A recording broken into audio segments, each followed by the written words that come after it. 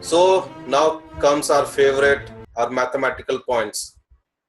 Yeah, so Rahu and Ketu, I mean, I don't really, like give them the status of a planet, because they don't really influence any important part of our life, but then they do impact one important thing, and that is they influence our thought process. Mm-hmm. So basically, Rahu indicates the passion that we have in our lives, and Ketu indicates that one area of life from where we disassociate ourselves from. So other than these two things, Rahu and Ketu do not really impact any other aspect of our life. They play a very important role in the psychological makeup of a person. So for example, if Rahu is there let's say in the second house, then a person becomes extremely, crazy about making money. Mm-hmm. If somebody has a Ketu in the seventh house, then the person may slowly disassociate himself from the relationships. So he may not be, any longer interested in being person who's like, I mean, a marriage wouldn't be an important thing for that person. It's something like that. Okay. If a person has the third house in the, Rahu in the third house, then the person is motivated by intelligent stuff in life. He's more about, he's very creative and he's very original, something like that. So Rahu and Ketu influence your thought process, but they don't really stand for anything else in life. That's what I believe. Yeah. Okay. So means they give you confidence or they give you confusion. Absolutely, sir. Absolutely. True. Okay. So let's go ahead. We have actually covered Ketu also along with Rahu. So the main, I think, the luminaries are there, the father and the mother. Yes. So the sun and the moon. Sun and the moon, I mean, they are given a lot of importance in Indian astrology, and they are very important. There is no question about that. Sun and the moon, they indicate the mother and the father in a person's life. Mm-hmm. So, I mean, it's very, very amazing. I have sort of collected the horoscopes of almost 300 royal people. Okay, which is let's say from Queen Victoria to the prince was, the princes who were recently born in the British family. So these royal people, if you see, most of them, they're born either on a full moon day or a new moon day. Oh, okay. It's amazing. I mean, they're born on a full moon day or a new moon day, which is very, very amazing. Queen Victoria is born on a new moon day. Prince William, for example, is born on a full moon day.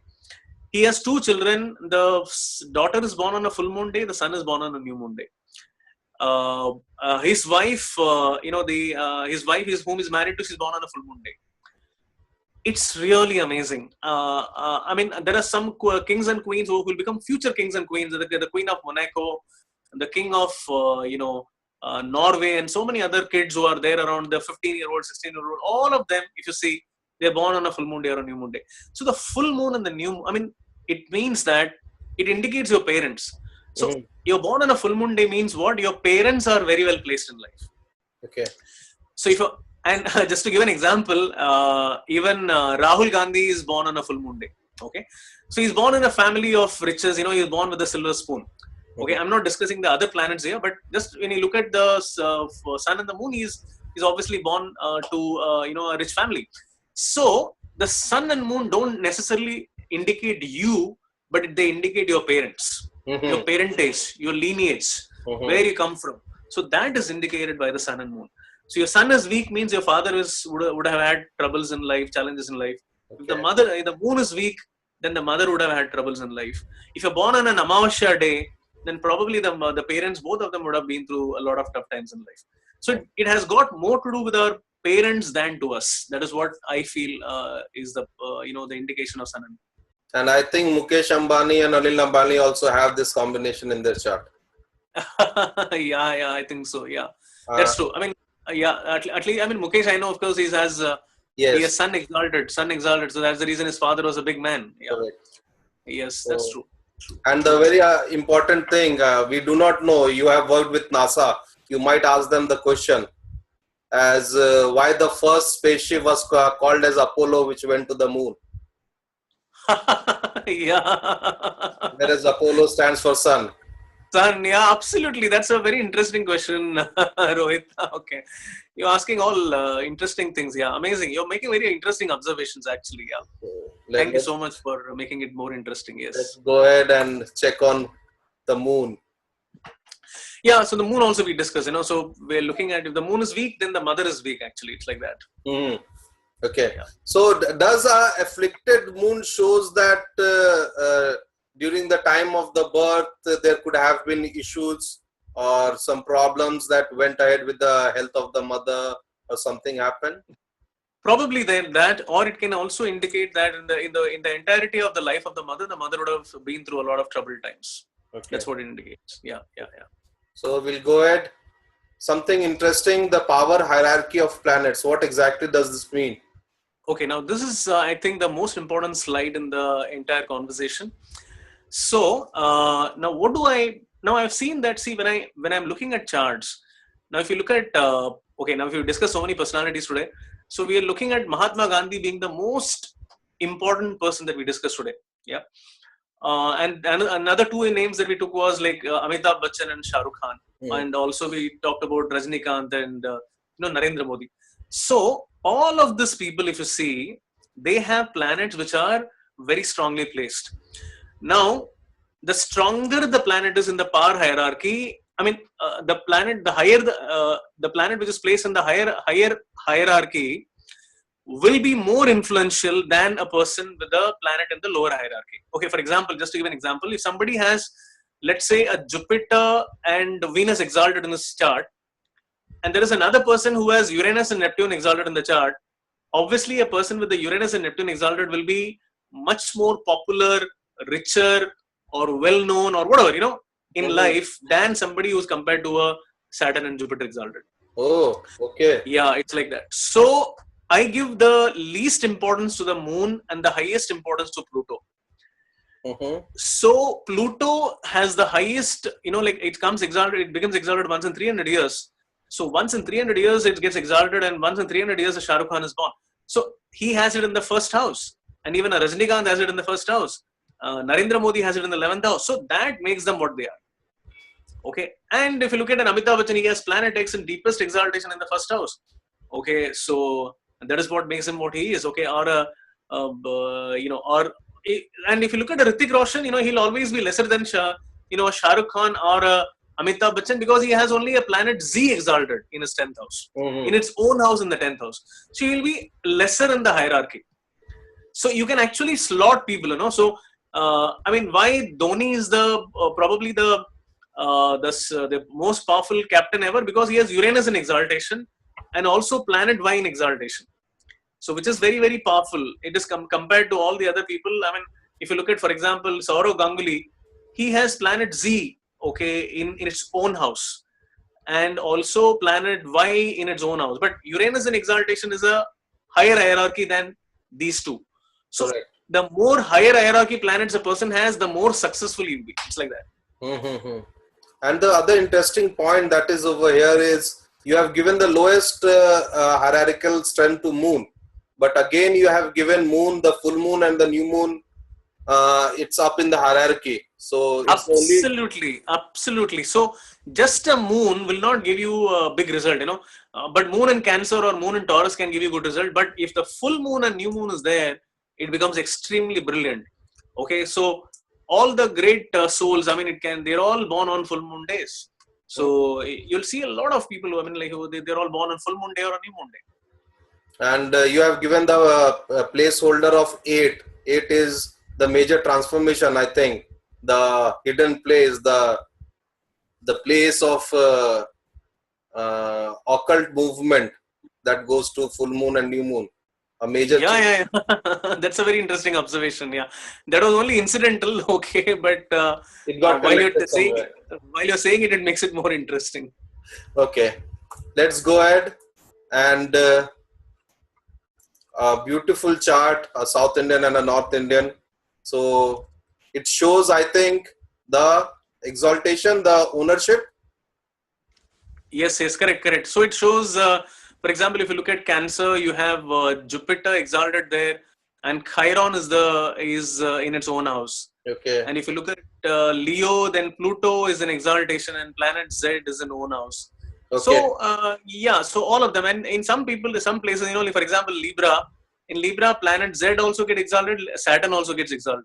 Mm-hmm. So and Venus is in its own house. So this is a very interesting chart, and I'm sure it will be helpful for people who are trying to learn. So the planets that are in red are they shows the exaltation, and in blue they shows the ownership. Correct, absolutely. And another thing that I want to also tell is that people who want to make this chart, where they can get all of these planets in one place. If you want to generate a chart or for a free chart, I have a website which is truezodiacsign.com. They can go there, and there is a link, and it can be accessed for free, and people can make their charts there. Excellent. So that was my question I had reserved for the end, but you spilled the beans in the starting. Okay. So please, guys, note that, and we would post the link in our YouTube comment section also. Just use that to generate these placeholders. So we'll go ahead. Now we have the exaltation points provided. Okay. Yeah. Yes. For 10 degree. So let's check out something which is very interesting over here, which just caught my eyes. Pluto, Eagle, Grey Lizard, Scorpio. What exactly that is? Yeah, this is an amazing thing. I mean, this is I would call it as this is my own original research. So Pluto basically stays in exaltation for about 16 to it's about 1949 to 1969. So it's about 20 years. Okay, so 20 years of exaltation. Now, in this also, within this exaltation, I mean, obviously all the years cannot be same. So Pluto remains in a very, very strong exaltation somewhere around Leo 2 degrees. So people who were born around that time, they, I can classify them as eagles. Now this classification is actually explained by, by Linda Goodman in a book. She talks about Scorpios being three types. So Scorpions there are those general Scorpions, who are good, only when people, trouble them, then they hit them back. And there are grey lizards, who are very poisonous. They kill themselves. They get into things very passionately, and they destroy themselves. And eagles are those people, who don't care about people below them. They just soar above and they rise high. Okay. So the Pluto's exaltation can be actually explained by these three bodies. So if I'm talking about eagle, it's around 2 degrees. So people like Bill Gates, people like Narendra Modi, people like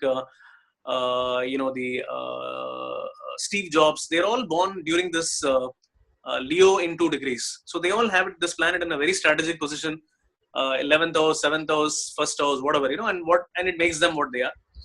Then Scorpio is when I talk about Shah Rukh Khan, Salman, Amir, all of them have somewhere around 24 degrees. E.R. Rahman and so many other legends born during that time. Now, Grey Lizard is something very interesting. Grey Lizard is a time when it was between 1958 to 60. You will see that this was the time when people who were born in these 3 years, 58, 59 and 60, these are the three, I would say, very unfortunate years. People who are born in this time would have seen what life is all about. They would have come extremely close to what life is all about.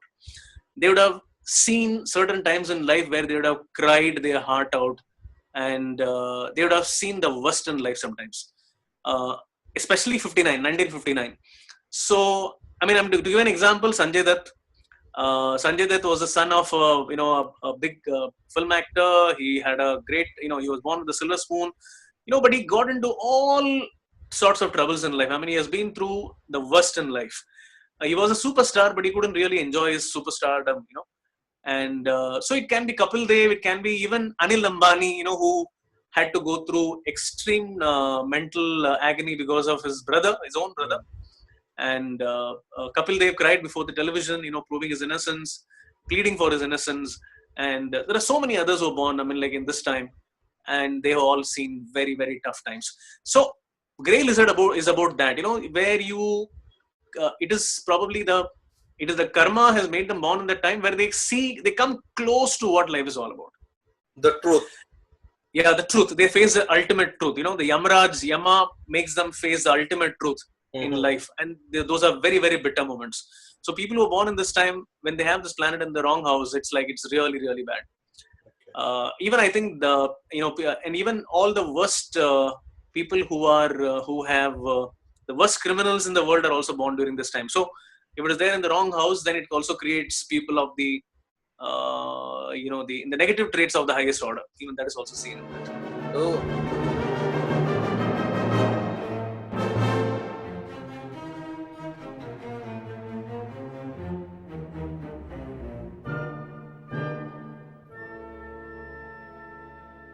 Great. Yeah. So And yeah.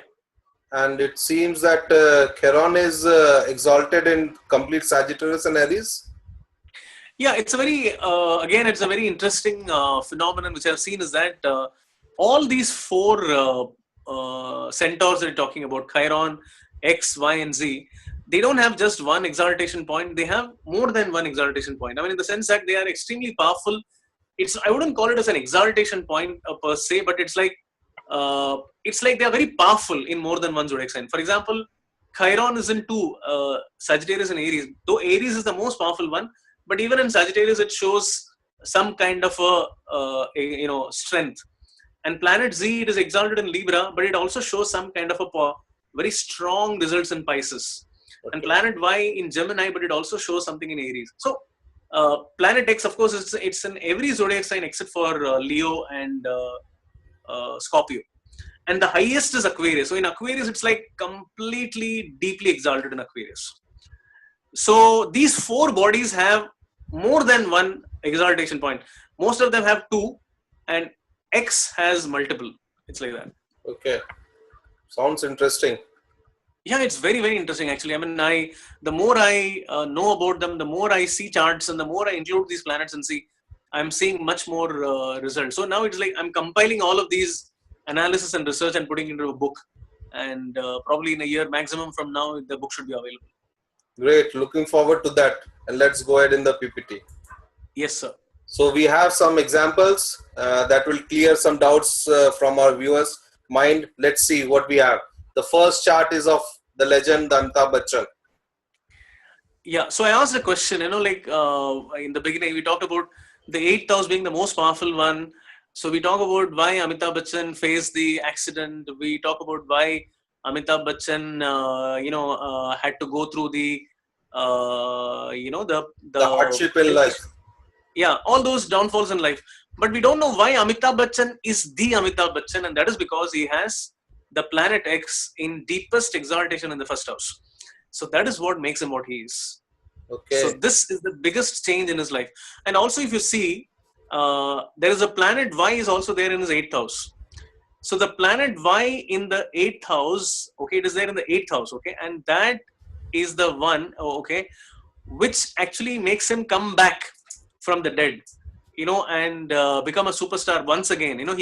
He came in a different avatar. He became, he came with a French beard, and then he became a legend on screen, on the TV screen. So that is because of the planet Y in the 8th house. And 8th house shows the transformation. So he transformed himself, and he was moved to again the same throne was given to him in Bollywood. Absolutely, absolutely. So this can be explained only by planet X and planet Y. Great. So let's see, check our next example. That's of the great Albert Einstein. Yeah, so Albert Einstein also has planet X exalted. Now, see, he has a Mars and Venus exalted, okay, which is, you will see Mars and Venus exalted in, out of 1,000 people, you will see, you will see some, 30, 40, 50 people having this. But what makes Einstein an Einstein is, he has his third lord exalted in the 5th house, which is planet Z. Planet Z is the third lord, which is exalted in the 5th house. 5th house. So the third house is the house of the mind, the brain, the thinking, the thought process. And that is exalted in the 5th house. And 5th house is the house of popularity and fame. So he became famous because of his thinking, the thought process. And what did he do? His 12th lord, the planet X, is in deep exaltation in the 9th house. Yes, correct. Yeah. So the 12th lord exalted in the 9th house has made him, he's a researcher. He found something, he discovered something which is very, phenomenal, and he brought it to the world. So he became a subject matter expert and a professor who told that, okay, E is equal to MC square. And that was a phenomenal truth that he brought to the world, which made him world famous. So he's a cerebral guy and also a researcher. That is what is indicated by this chart. Excellent. Let's check our third example, the great Mother Teresa. Okay, now Mother Teresa's horoscope, I mean, if you see, there is nothing in the chart which shows her that she's a Mother Teresa. I mean, if you look at a normal general chart, if you look at the Vedic chart, it will not exactly show you the influence. But you add the planets here, the planet X, Y, Z, X and Y, both of them are in the 7th house. 7th house. Okay, so yeah, X and Y, both of them are in 7th house. 7th house indicates others. So doing something for the others is indicated by the 7th house, and she has X exalted there and Y exalted there. So Y is her 10th lord. The 10th house indicates career, and that is there for other people. So she is doing service to the other people, and X for her is the 6th lord in the 7th. So the 6th house indicates health. So she was doing health service to other people. So she was helping all the, even leprosy people and all the people, who had problems, health issues. She used to help them. So even the poor people she used to help. So she, being the Mother Teresa, is explained only by this chart. I mean, only when you include X and Y, you can actually explain the chart of Mother Teresa. Mother Teresa. Okay, that sounds good. So the horoscope on the right hand side, that is termed as the true horoscope. This is generated from your website, correct? Correct. Yeah, this is generated from the website. Yeah, that's true. And just a small observation, as it seems that your charts are mostly on the diamond side, the South Indian style. So, any inclination as such? Sorry, the square chart, not the diamond. Okay. No. In the website has all the 4 options, all the 3 options. Okay. It has South Indian, North Indian, and also the Western style. Okay. Yeah. So we'll go ahead. Okay, this is a kind of a quiz for Greenie. So there's a chart on the right hand side. So who could this personality be? So okay, you see here, I mean, if you see, the strongest planet here is Pluto, which is exalted in the 2nd house. You can see that the Pluto is exalted in the 2nd house. Pluto, and this is if you see, Pluto is in somewhere around 5 degrees. So I expect this guy to be an eagle. And also, if you see, the planet X is in its own house in the 11th house. Correct. Okay. So what it shows is that this guy is filthy rich. I mean, he has like 2nd house, the strongest planet exalted. And in the 11th house, he has the god of wealth in its own house. Correct. So this man is a rich man. Okay. And he also has a 7th house, Shani exalted. So what it shows is he's also probably 7th lord Saturn exalted also shows that probably this person also is involved in philanthropy and all that. So this man is something, I mean, I expect this person to be very rich. Okay. And as X is exalted in the 11th house, as you said, so it could be a self-effort that he had done. Absolutely. Yes. He must have been the one who has done it all himself, and worked very hard and created his own empire. So he must be a first generation entrepreneur. That's what I'm looking at probably. Yeah. And the 7th house getting the Saturn. So it could show that after marriage he got all the riches. Or his yeah, probably. Or maybe it can even mean that probably his wife is also playing a very important role in his life. Maybe his wife is his, his real partner, and she must be partnering with him for all the important things in life. The social, the work that is done for the society. So it could be that his wife is actually more advanced than the native himself in helping out the society.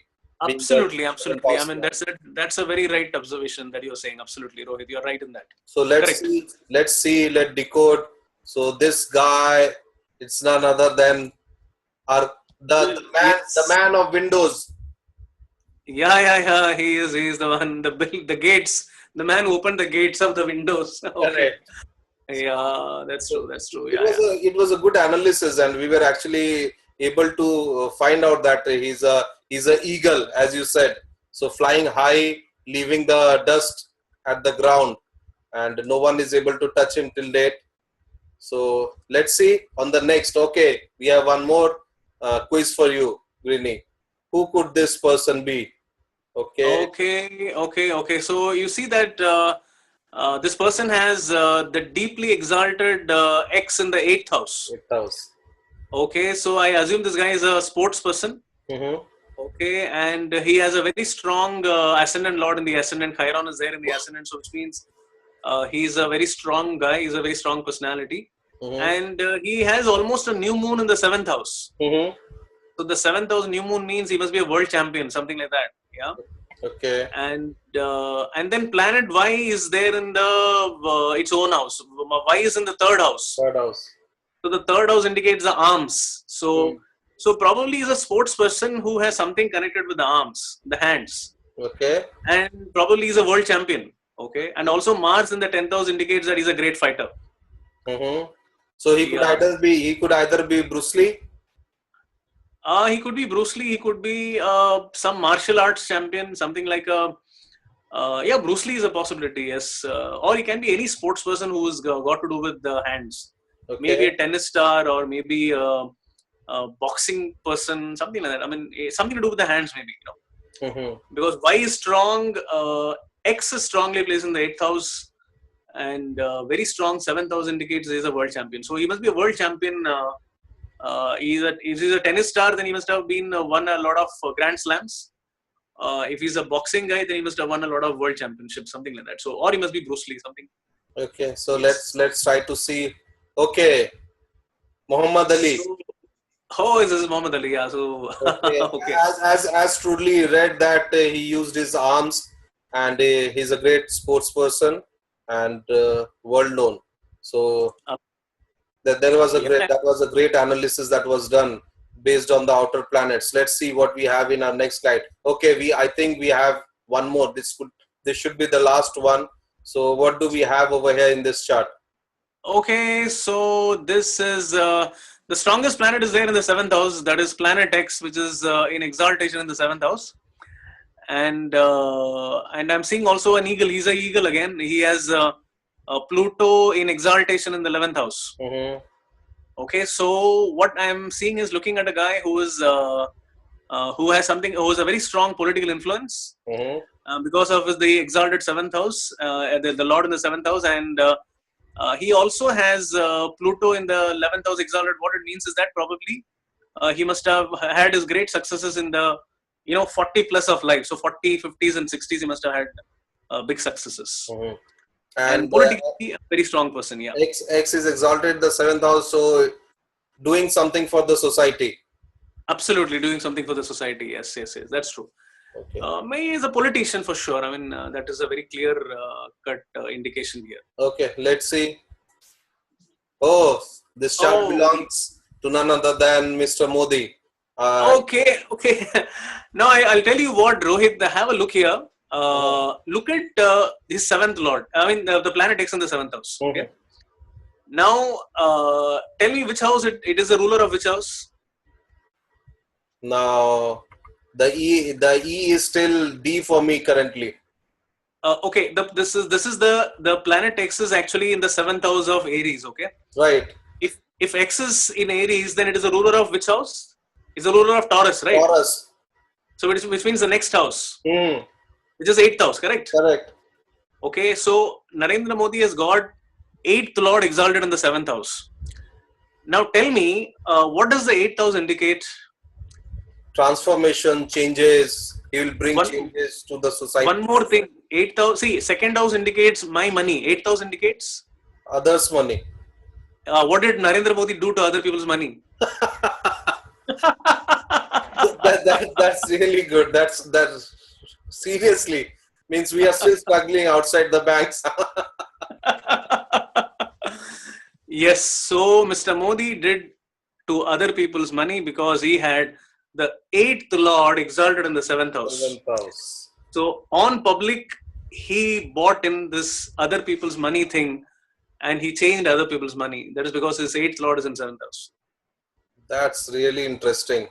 And by this outer planets, we actually are able to decode as why he did that. Absolutely, yes. Okay, so the quiz is over, and I think you got 100 by 100. So, Thank you so much. Okay.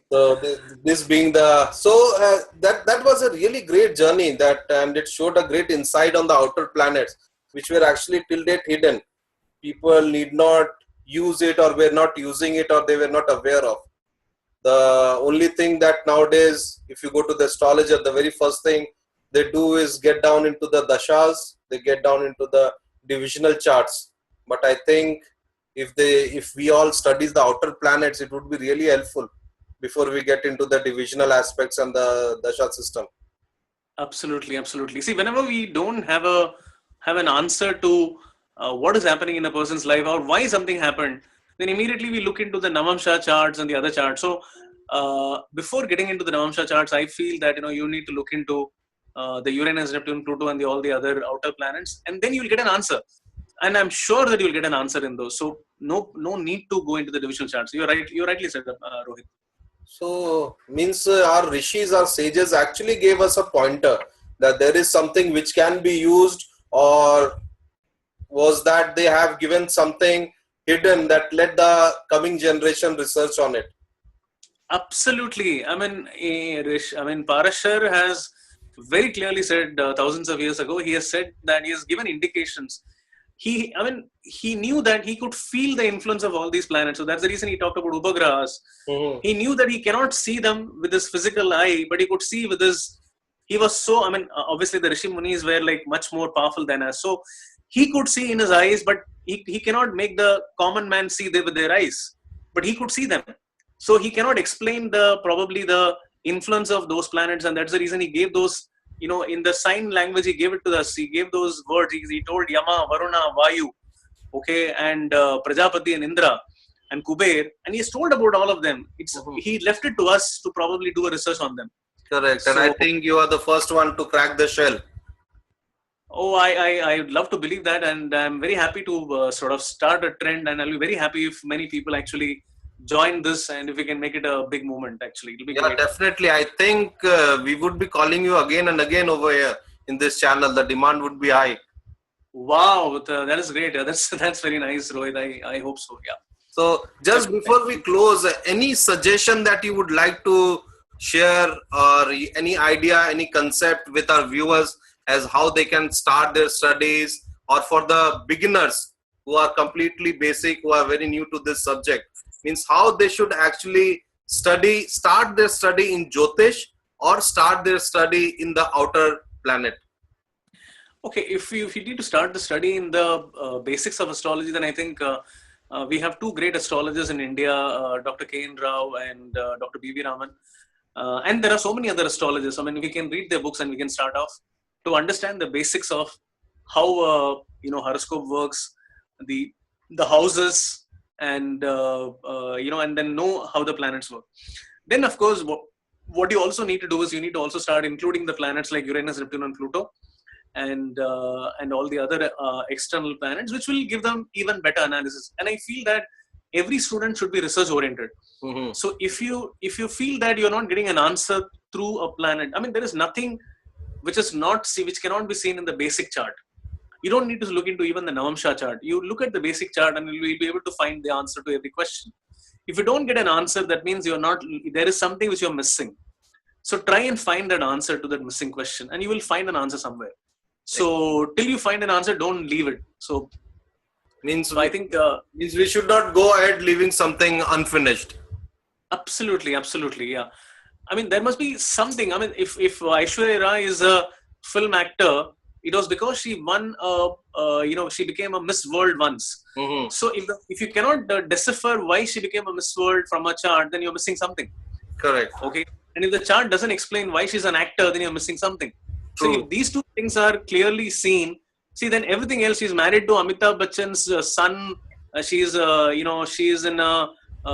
bahu of in a big khandan. All of that is secondary. The most important thing is that she became a Miss World. So every small, these are all major milestones in a person's life. If you can explain the major milestone using the chart, then you are in the right space. If you're not able to explain the major milestones of a person's life, then you're missing something. Then you need to include these planets, and only then you'll be able to do it. Excellent. Excellent. And I would really like to thank you from the complete family of Saptarishis Astrology and all our viewers to give us some time and share your intense research with us. And thank you so much, Rohit, and the entire team of Saptarishi for calling me. It is an absolute pleasure and it's an honor to be here. Actually, you people are doing a wonderful job. I mean, you are. I mean, like, you are open to inviting people who are doing things which is beyond conventional astrology, and I really applaud that. I mean, this is an amazing thing. I salute you for that. And thank you so much for calling me. I'm very happy to be here. Looking forward to call you back again. And with that, we'll say a good night and a big thanks once again. Thank you once again, Rohit, and good night, and good luck to all of the people who are watching this show. You go on to be good astrologers, the right astrologers, and all the best to you all. Thank you. Thank you.